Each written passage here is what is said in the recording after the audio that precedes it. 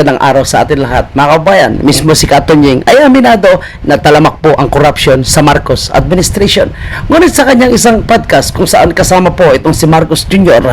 ay sinasabi ni Marcos Jr. na kailangan daw po ngayon tutukan na ang trabaho ng gobyerno at itigil na po yung pamumulitika. At isinama pa ni Marcos Jr. sa kanilang pag-uusap at interview itong si Katonyeng na nais niya daw po na makipag-reconciliation sa mga Duterte dahil itigil na po itong pamumulitika at dapat daw po wala ng kulay daw, wala ng partido ng pamumulitika sa kanyang administration. Pero mga kababayan, ito po ba ay karapat dapat nating paniwalaan itong mga sinasabi ni Marcos Jr.? Unang-una, ang sinasabi ni Marcos Jr., mga kababayan, na dapat daw tigilan na po yung pamumulitika dahil tapos na daw po ang eleksyon.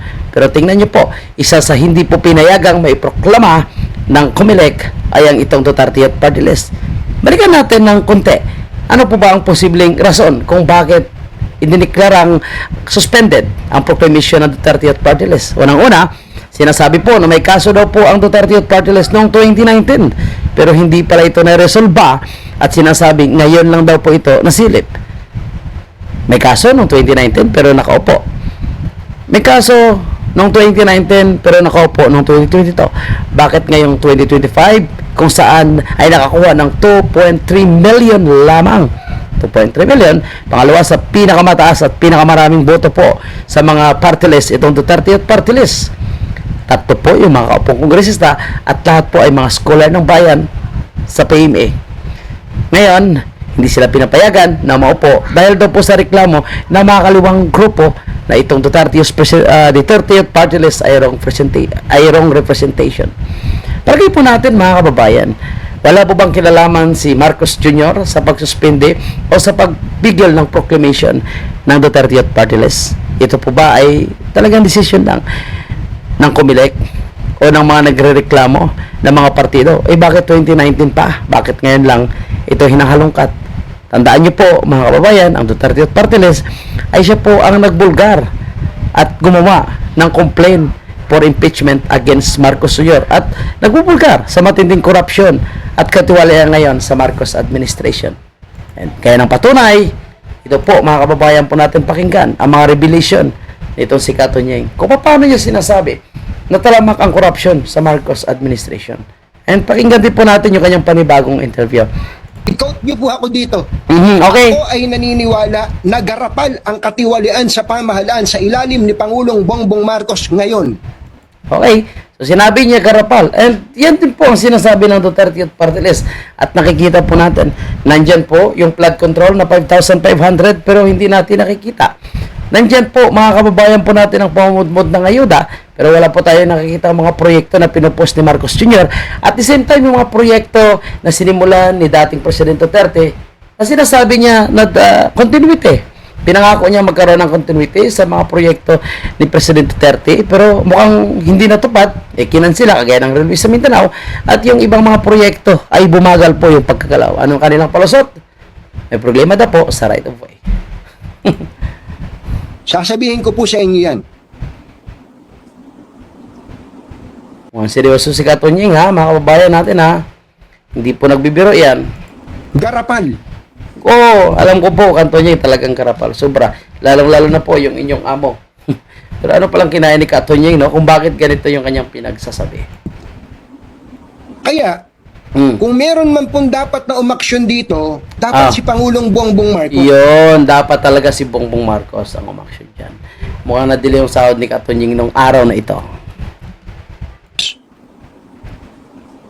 Galit Si Pangulong Bongbong Marcos should act immediately. Dapat talaga. Dapat magsalita si Pangulong Bongbong Marcos dapat tungkol sa mga porsyento ng mga congressman pati ng mga senador sa mga government projects. Mga kababayan po natin, parang Mayor Magalong ito, no? Yung mga sinasabing mga porsyento sa mga government projects na mga congressman at mga senators. Nako, palagay ko, mga kababayan po natin, dapat ding banggitin ni Katonyeng sino po ba sa mga congressman at senador ang nagkakatkong. Mukhang may matinding alam po itong si Katonyeng, mga kababayan po natin. And total close naman po siya kay Lisa Tanans, close naman po siya kay Tambi, close naman po siya Bongbong Marcos, naibulong na kaya ito ni Katunyeng, no? And palagay niyo po mga kababayan, na mga korupsyon nangyayari ngayon sa iba't ibang ahensya ng gobyerno, talaga bang walang kinalaman si Marcos Jr. o patay mali siya lang dahil siya ang may pasimuno? Tanong lang, question mark. Pagka hindi nagsalita si Pangulong Bongbong Marcos Jr. dito, gusto ko sabihin, kinukonsinti niya ang katiwalian sa pamahalaan. Pero Naku po. Ito na po ang sinasabi natin mga kababayan, no? Na minsan talaga kung sino pa yung pinagkakatiwalaan mo, mukhang ito ngayon ang kumakanta. So mukhang palakpakan natin si Katunyeng dito, mga kababayan po natin. Pero ano sa palagay niyo mga kababayan, no? Sinabi niya na ba ito kay Marcos Jr.? Ang sinasabi niyang may mga tumatanggap pala ng porsyento. Wow. ngayon po, garapal po ang katiwalian sa pamahalaan. Ano kaya mga basihan dito ni Katunyeng? Antayin natin. Garapal ang katiwalian garapal. sa pamahalaan. And if the president does not lift a finger, ibig sabihin, kinukonsinti niya ang katiwalian sa pamahalaan. So, ano gagawin natin? Pa-impeach natin, Katunyeng. Yan po yung sinasabi natin. O, sige. Ano pa? Minessage ko po sila dyan tungkol dyan. Oh, minisis niyo pala. Okay, good, Katunyeng. Sabi ko, kung hindi, ako po, kahit papano, nakakapag-message ako sa ibang mga nasa inner circle. Grabe po. Grabe po ang katiwalian sa mga government projects ngayon. Kaya pala, no, mga kababayan po natin, sinasabi ngayon ni Marcos Jr., dapat magtrabaho na tayo, itigil ang pamumulitika. Palagay ko, mga kababayan po natin, no, ito ngayon ang kanyang bagong propaganda ngayon. Itigil ang pamumulitika, magtrabaho na tayo, dahil wala naman po siya magagamit na mga palusot ngayon, no, sa mga hindi niya po ginagampanan na trabaho, no. Maraming proyekto ang hindi na ituloy at walang bagong proyekto in 3 years of Marcos administration. Ang tanong sa akin sa isang live stream ko ng Marcos supporter, wala ka bang nakikita talaga na magandang proyekto ni Marcos Sr.? Sabi ko wala. Kung may nakikita ka, di ilatag mo.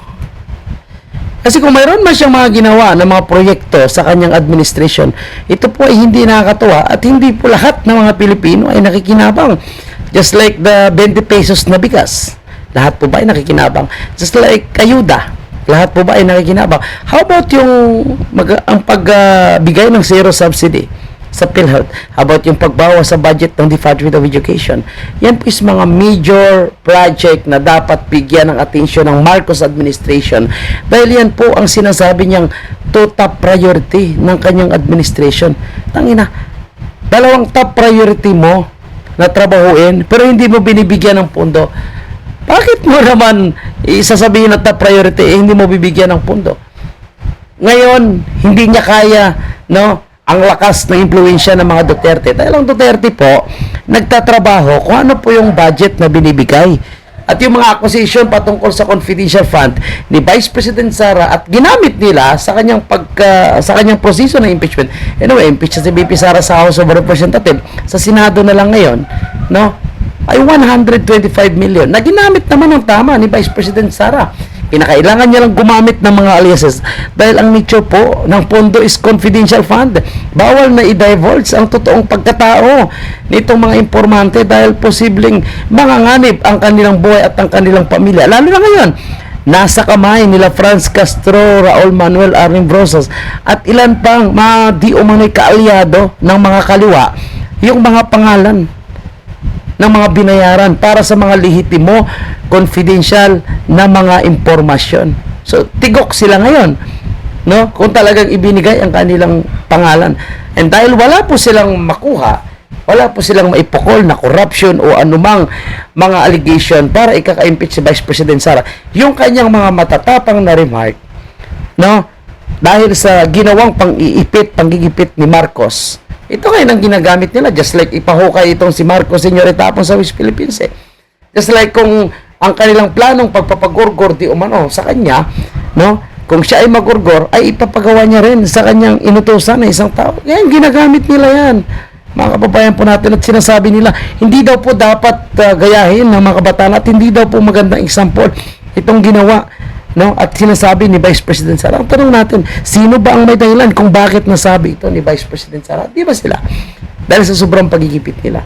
Di ba dahil sa ginawa nila kay President Duterte, no? Na ipinadala nila sa dahig, biglaan, talagang ginawa nila ang paraan, tapos bumuhos ng milyong-milyong dolyar para lang maipakulong ang dating presidente natin na siyang tinuturing na isa sa pinaka-the best na presidente sa ating bansa. At talagang suportado ng majority Pilipino. O, tingnan nyo, ang bagong gimmick ngayon ni Marcos Jr. With Katonying, na nagsasabi, no, na the most corrupt, no, administration. Talamak ang corruption. No? Ang budget corrupt. Sawa na ang Pilipino sa politika. Sawan-sawa na sa politika. Tama yan, tama. Mensahe sa amin lahat. Hindi lamang sa akin, kundi sa aming lahat. Tama na. Sa inyo lang, huwag nyo na idamay yung mga Duterte supporters at Duterte politician. Huwag nyo na idamay. Sa inyo lang yan. Dahil wala naman nagsusuporta na sa inyo eh. No?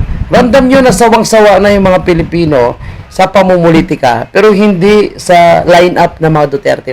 Sawang-sawa na yung mga Pilipino sa politika nang naka-line up sa mga Marcos. Kaya hindi na po kayo binoto. At sawang-sawa na yung mga Pilipino, hindi po sa mga Duterte, no, na mga leaders, kundi sa iyo lang. Ayaw na ng tao sa iyo, Marcos Jr., sa totoo lang. Yung pamumulitika ninyo. Tangina Kami yun. naman ang asikasuhin ninyo. Sino ba yung namumulitika in the first place? Di ba sila, mga kababayan po natin? Nanahimik si President Duterte, hindi po nagsasalita, nanahimik. Pero bakit nagsalita si President Duterte? Bakit sumali ulit si President Duterte sa pamumulitika? Una, inimpeach yung kanyang anak. Nag-file kayo ng People's Initiative para manatili kayo sa pwesto, paguhin ang forma ng panggobyerno. Kayong gumawa niyan. No? Nung nagsalita si President Duterte, hindi nyo na tinigilan hanggat napakulong nyo sa ICC. Now, sasabihin nyo, titigilan yung pamumulitika. Now, sasabihin nyo na makipagbati kayo sa mga Duterte. Paano yun? Paano yung mga damage, no, na napakatinding ginawa nyo sa mga Duterte? Hindi enough, no, yung reconciliation na ito para sa akin, mga kababayan po natin. Kundi para sa akin, kailangan nyo pagbayaran yung kanyang ginawa, lalong-lalo na kay President Duterte. At yan po ay hindi makalimutan ng taong bayan. Kung ang taong bayan ay sawa sa pamumulitika, sa inyong pamumulitika po, sa pamilya Duterte, at mga kaalyado ng Duterte, no, na kinakasuhan nyo, ginigipit nyo, pati na rin po yung mga political vlogger na nagsasalita sa katotohanan at nagbibigay ng kanilang personal na opinion kung ano man ang tunay na nangyayari sa ating bansa. And balikan natin ang sabi ni Katonying. I-quote niyo po ako dito.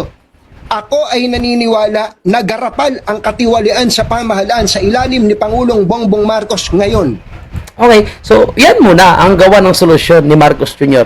Bago niya sabihin na itigil ang pamumulitika at makipag-reconciliation sa mga Duterte. Yan lang po, maraming salamat at huwag kalimutan mag-like and share sa ating video nito.